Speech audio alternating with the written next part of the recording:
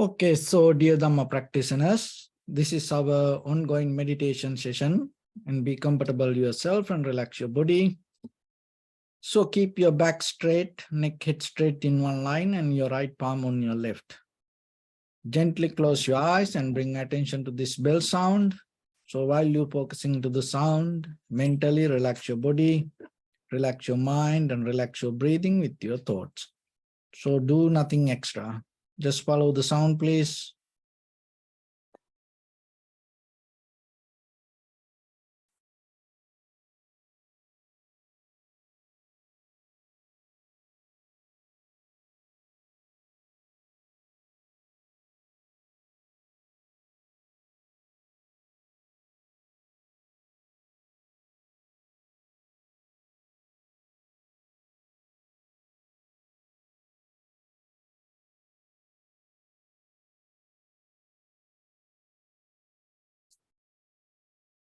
Namo tassa bhagavato arahato samma sambuddhassa.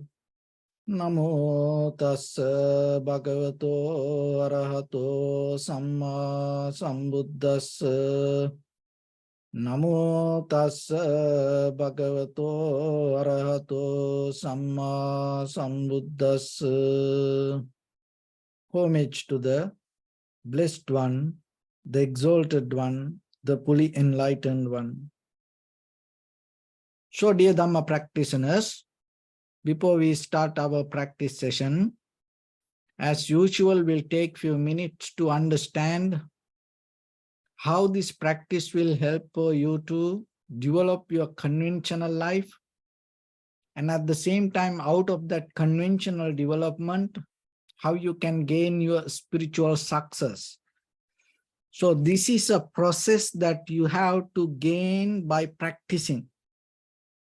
So you have to develop it with the understanding. So that's why every day we bring different information and try to open different windows for yourself to understand the depth of this all and get the clear foundation. Because once you have it, then yourself, you can develop the practice.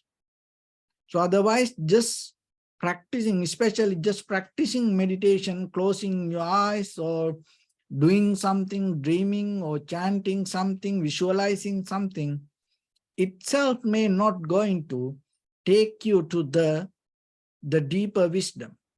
Because out of this all, our purpose is giving or sharing or taking you to understand some kind of wisdom regarding the life. So that is the end result, gain the wisdom. But the wisdom we can't give hand to hand. We can give information. Out of that information, by practicing, you have to gain it. So we have to understand in this conventional life, the very nature of this, all the human life, we all are depending on ignorance. So the ignorance is the very root cause of this all suffering, calamities, fear, anxiety, depression, anger, hatred, jealousy, especially the cravingness. Or the ignorance is the very root of becoming. So that's why gaining the understanding is very necessary. So in that process, we have this body and mind. So when it comes to the body, we have to understand it has a very limited energy. And the material the same. It has very limited energy. So, as example, if you keep jumping from place to place, maybe if you keep practice little by little, then by the time you can jump little bit further. But there is no way for this human being to jump like a mountain to another mountain, like 1 mile, 4 miles away. We can't do it. And maybe you can jump from kind of like a 10 feet, 12 feet, like that higher building. But you can't jump without a parachute or without help. You can't jump from a high-rise building. So this physical body has certain capacity. But we have to understand, inside this physical body, this mind has a different energy. So it doesn't have that capacity. It's not going to become limited to this physical or material capacity. So then how you can transform using this physical material, how you can transform this mind to some kind of affliction? Because when it comes to the wisdom, it is the very behavior of this material and physical become a part of the wisdom. So then there are 3 things, as we know: actions, reactions, and result.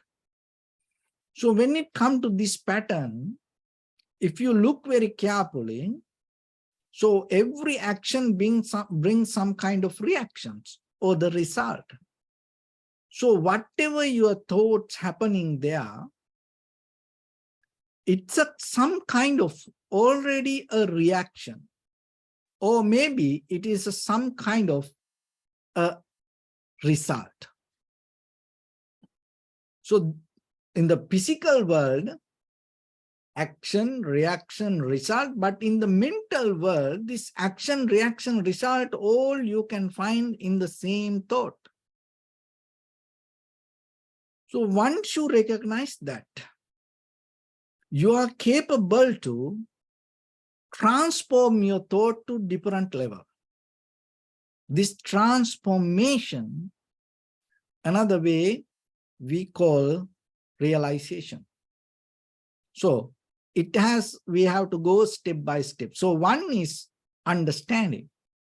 So through this conventional life, through this material world, through verbalizing the knowledge or the wisdom, we can understand things. But understanding, if you develop some kind of practice with the effort and consistency, then by the time through the practice, what happens, that what you understood start to become realization. So the realization has 2 parts. So first, material world, physical world, transformed through the mind, and then we gain the understanding. And so that understanding has 2 parts. So understand, then we go to the realization. So the realization has 2 parts.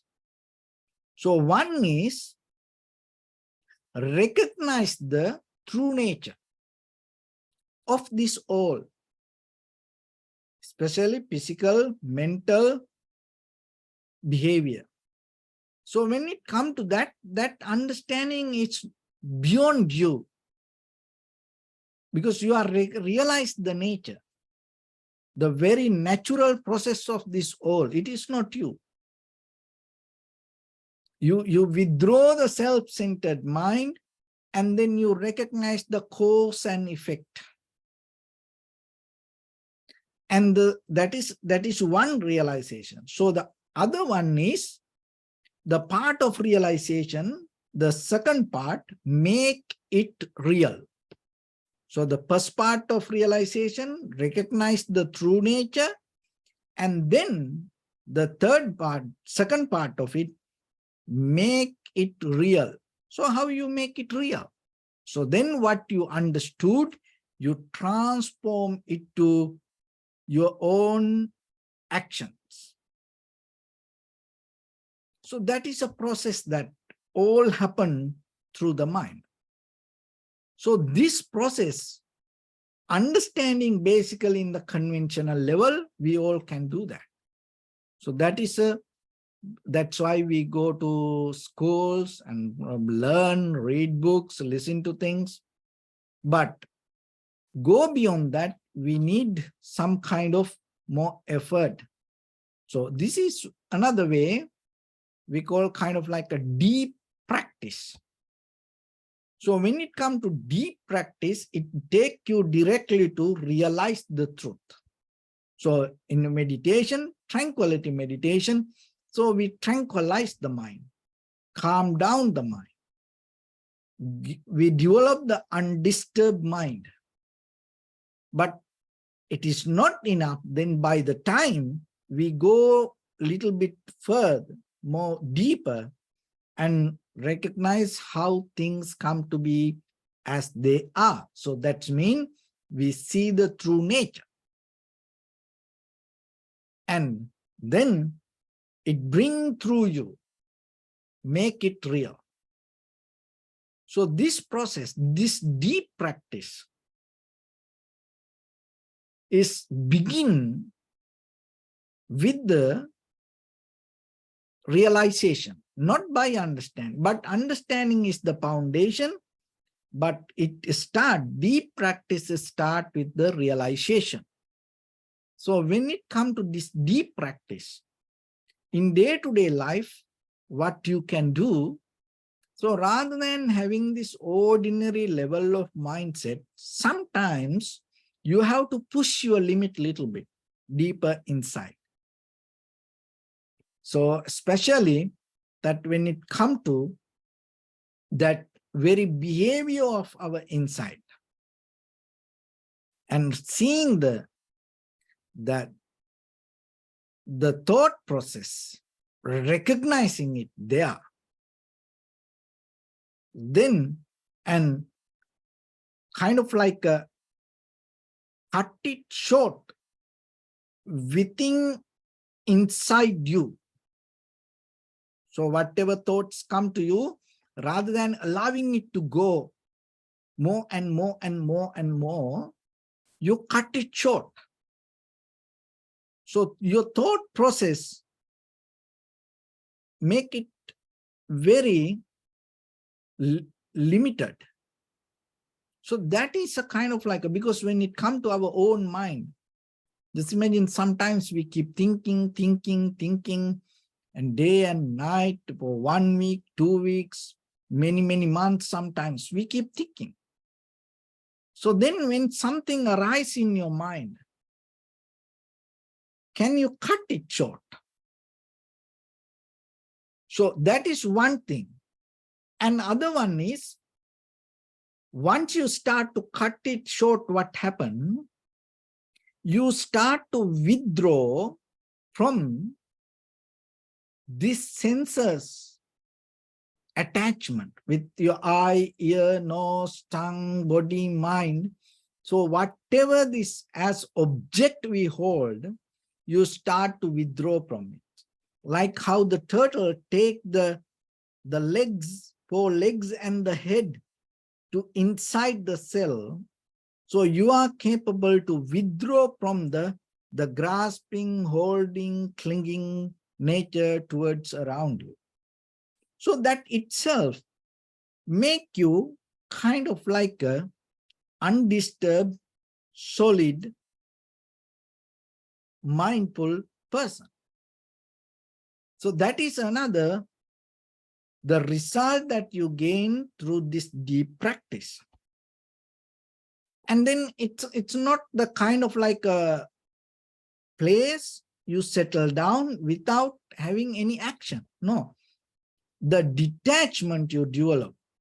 You have the action, but there is no attachment toward it. You withdraw the attachment. Another thing is, you become centered within that all the reaction, the result come towards you. Good or bad, right or wrong, welcome or not welcome. So you become centered. So that itself help you to go deeper into yourself. Because if you look very carefully in day-to-day life, in conventional life, we are more responding to whatever the outcomes, and it make you keep busy. And that busyness take you to more business. So once you understand the world is not your business, then that's the day you recognize this is not you. And that is where you start to mind your own business. So little by little, gaining this deep practice is a skill. So it's a profitable skill. Why? Because you are the one who gained the benefit out of this all. So then develop it little by little. Not the just ordinary practice, you're bringing some kind of strong, little bit deeper practice to yourself.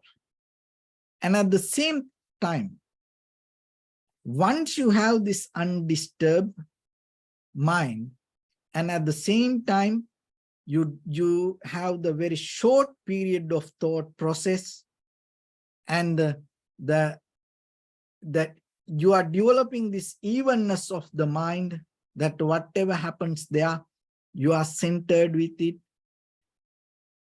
and you are welcome whatever around you without resisting what happened. You are capable to open to any situation, and you have the experience, but there is no grasping, holding, clinging nature like the water. So there is a flow, but the water itself doesn't have intention to settle down in place. It's always in the flow. So when the mind, with your eye, ear, nose, tongue, body, mind, have the intention not to settle down with the perception, what you perceive, or the experience, or the feelings, or the emotions, what will happen? So you get into the flow in the moment with the consciousness. So that is where your recognition become more and more and more clear. And then you become like the wind. So just imagine the wind. It doesn't have any intention to settle down in one place. And it has the evenness to everything. It doesn't have any intention to do any favor to any place or anybody. It doesn't matter whatever the environment, it has a way to flow. So then you bring that nature to yourself. So in that way, you are capable to experience this moment of the life that you have has so much power and wisdom on it. The moment of life that you have ability to connect it to the entire universe. So you are kind of like a part of that universe. So that is where you gain some kind of confidence to yourself. Because when you withdraw from the reactive nature, it's not going to make you weaker person.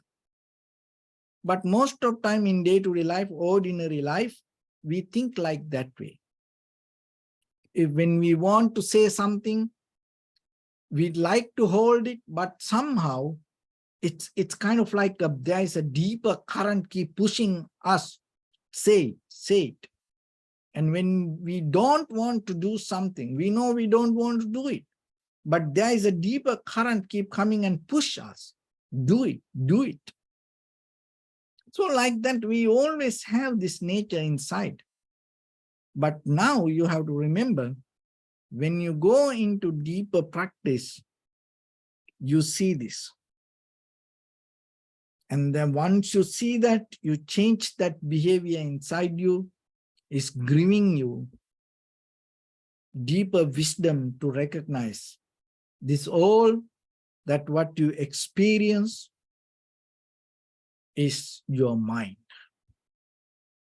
So that doesn't mean this outside thing doesn't exist. No, that all exists. That's all there. That all real for a moment, but still, it has very limited capacity to provide any kind of facilities or the satisfaction or any kind of comfort that we keep looking. So nothing wrong with that, but still, you have to remember your mind not to keep there, because your mind is not limited. And when the mind settle down with the unlimited mind, when settle down with the very limited nature, it always going to become unsatisfaction. So that is another way, kind of like this suffering that happen inside us. So if you are capable to untangle this ignorance, then you are capable to bring the light to yourself. And that is where you can experience the life with the very free mind, and without any resistance, without any fear, and with the same time with unconditional love.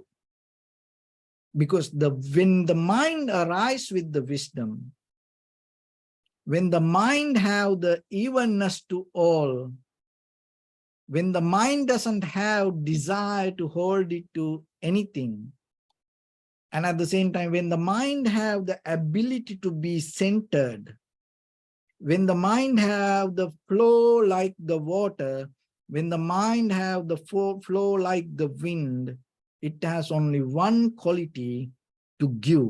So that is unconditional love.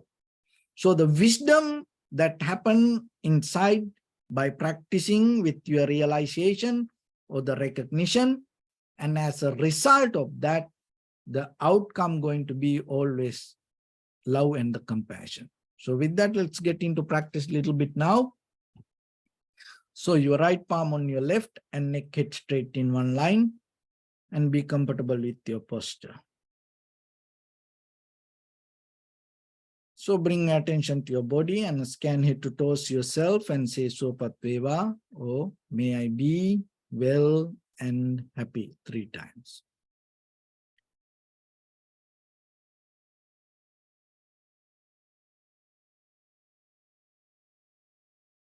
Take a moment and think. We gathered here in this moment to practice this ancient meditation technique.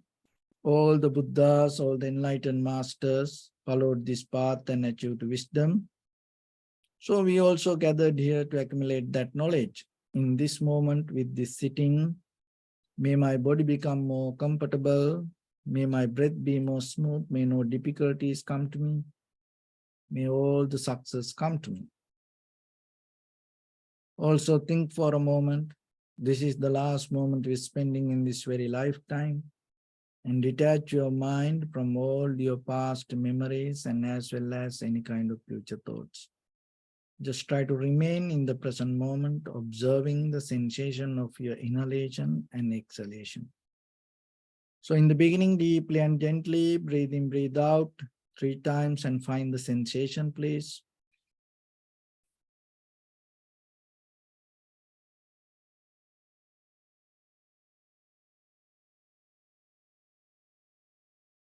And allow your inhalations, exhalations happen itself. And when it happens through the sensation, recognize it. Do nothing extra. So bring your attention to your body, please. Observe your posture.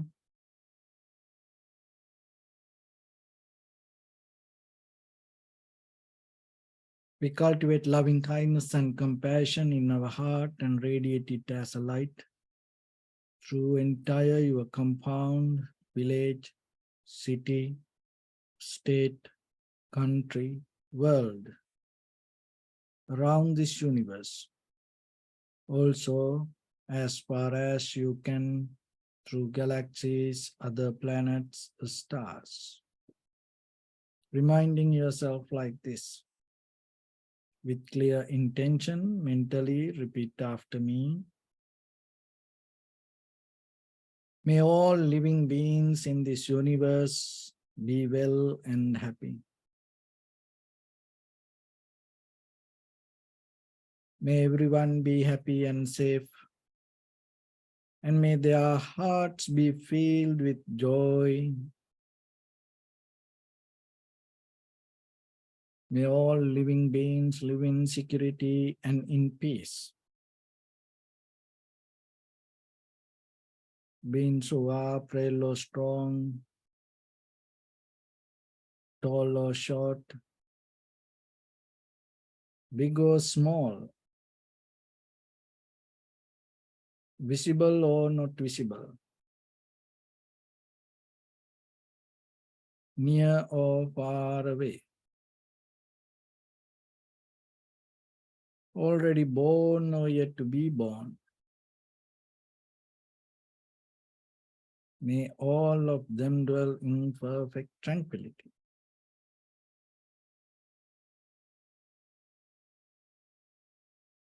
Let no one do harm to anyone. Let no one put the life of anyone in danger. Let no one out of anger or ill will wish anyone any harm.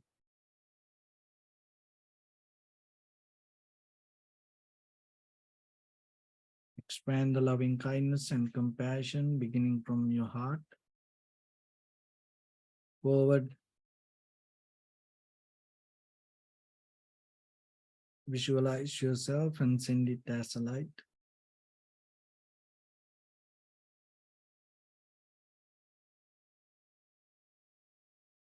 To your backside,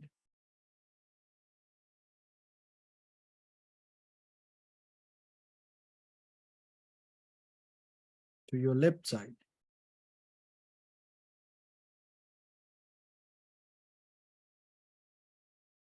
and to your right side.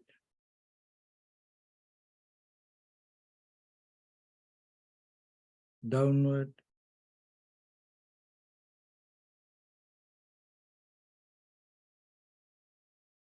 and upward.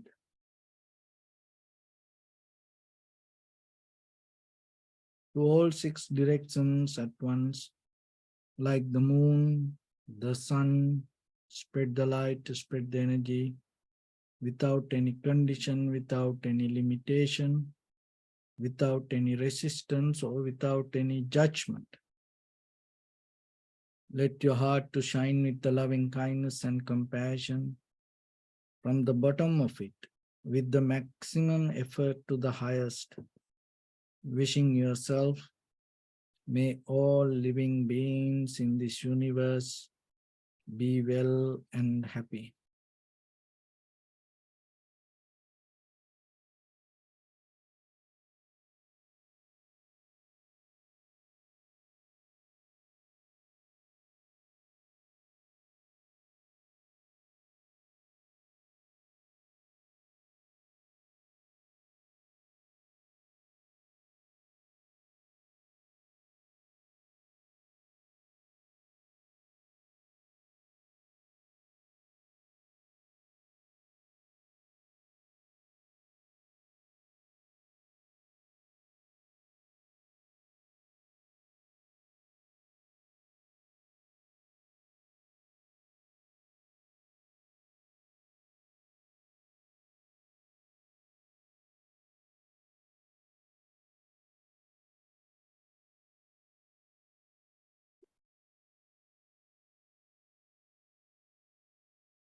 Say sadhu, sadhu, sadhu. So first of all, we offer this practice to the great qualities of the Buddha, Dhamma, and the Sangha.